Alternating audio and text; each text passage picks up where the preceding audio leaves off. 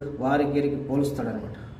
దాంట్లో చూడండి, దేవుని గురించి చాలామందికి తెలియదు. దేవుని శక్తి చాలా తక్కువ అనుకుంటారు అనమాట.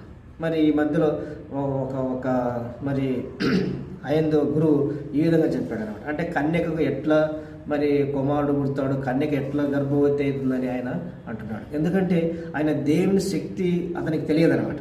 తెలియక ఆ విధంగా మాట్లాడతాడు.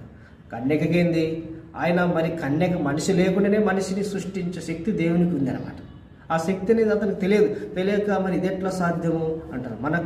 మనకు సాధ్యం కాదు, కానీ దేవునికి సమస్తము సాధ్యమే. ఆయన మరి శూన్యములు భూమిని వేలాడదీశాడు అనమాట. శూన్యం చూడండి, ఇంత పెద్ద భూమి, ఏం సపోర్ట్ లేదు దీనికి. దేవుని వాక్యం చెప్తుంది, శూన్యములు భూమిని వేలాడదీశాను. శూన్యం అంటే ఖాళీ స్థలం అనమాట.